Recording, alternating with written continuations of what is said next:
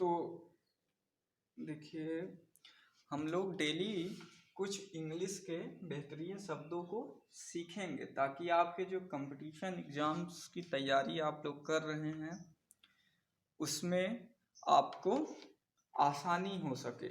सबसे बड़ी समस्या आती है वोकैबुलरी की, वर्ड पावर की। स्टूडेंट्स को बहुत शिकायत रहती है और वो पढ़ने में उतना इंटरेस्ट भी नहीं लेते हैं। तो धीरे धीरे करके एक साथ बहुत सारे शब्द देख के घबरा जाते हैं बच्चे। हम एक नए कॉन्सेप्ट के तहत words of the day system पे रोजाना 3 शब्द पढ़ेंगे, और अगर ऐसा हम 2 महीने 3 महीने करेंगे, करंट्स रिलेटेड इवेंट्स पे शब्द पढ़ेंगे, तो हमारा जो उद्देश्य है कि 1000 वर्ड हम तैयार कर लें आने वाले 2 महीनों में, वो पूरा हो सकता है। तो सबसे पहले हम वर्ड देखेंगे, फिर उसकी मीनिंग देखेंगे, फिर उसके सिनोनिम्स देखेंगे, और उसके बाद उसके एंटोनिम्स देखेंगे। तो इस तरीके से शब्द तो एक रहेगा, पर उसका सिनोनिम एंटोनिम सब मिला के हमारे पास कई सारे शब्द तैयार हो जाएंगे। तो आज के वर्ड्स ऑफ डे में पहला शब्द जो मैंने आपके लिए लिखा है वो लिखा है ऑब्लिगेट। ठीक है, ऑब्लिगेट शब्द का मतलब होता है बाध्य।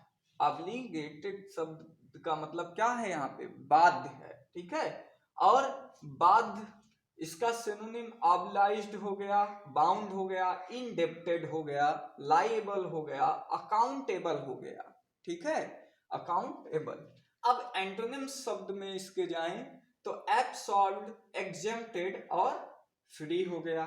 ठीक है, अब बात करते हैं इसके यूजेस की कि सर इसको हम यूज कहाँ कर सकते हैं। तो इसका यूजेस इस तरह से है, एक सेंटेंस मैंने लिखा है, देखिए, the supreme court stated that UPSC is not obligated to divulge the marks of civil service exams under RTI Act।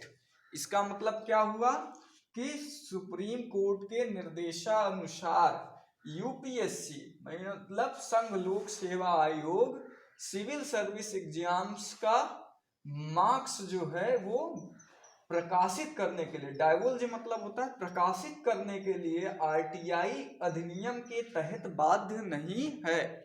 समझ गए? तो इस तरीके से इसका उपयोग कर सकते हैं। अब दूसरे शब्द पे आते हैं। इस शब्द को सीखने के बाद आप ये एंटोनिम, इनके सिनोनिम, इससे भी आप रिलेट हो गए। अब दूसरे शब्द पे आप पहुंचिए, एमलगमेशन।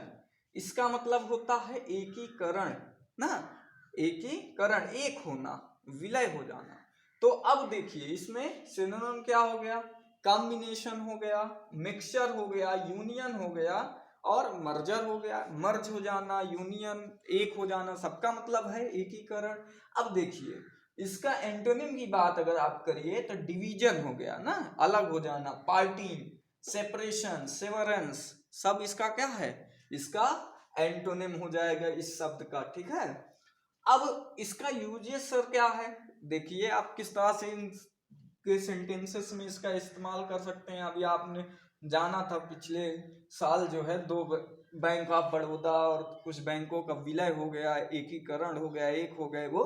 तो वहां पे हमने एक सेंटेंस बनाया, the centre on Monday, the centre मतलब केंद्र सरकार, on Monday propose the amalgamation of bank of Baroda, देना बैंक एंड विजया बैंक। तो इस तरीके से आपका ये क्या हो गया, दूसरा शब्द हो गया।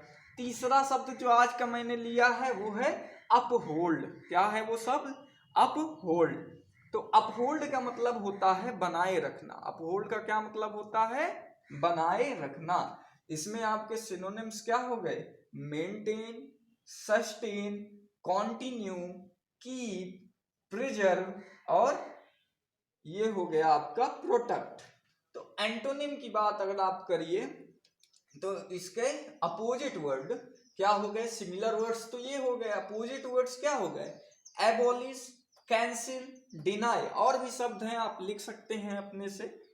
अब यूसेजेस क्या है, इसका इस्तेमाल क्या है, तो इसका उपयोग ये है, जैसे हमने एक सेंटेंस लिया, supreme court upheld Aadhaar validity with conditions ना। कुछ समय बाद ये पहले बात हुई थी कि आधार कार्ड का जो है डाटा, प्राइवेट डाटा जो है हर जगह आधार कार्ड मांग रहे हैं, इससे जानकारी जो है साझा हो जा रही है ना।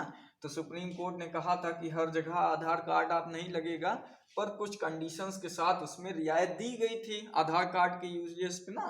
तो वही कि उसने आधार कार्ड की अनिवार्यता तो बनाए रखा ना, कंटिन्यू रखा, पर उसमें थोड़ी सी कंडीशंस रख दी कि किन किन जगहों पे वो इस्तेमाल होगा।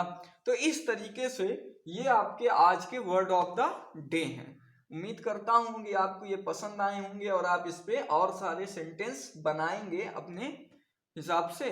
और फिर जो है कल हम फिर से 3 शब्दों को सीखेंगे, कल और 3 नए अच्छे शब्द सीखेंगे, ठीक है। धन्यवाद।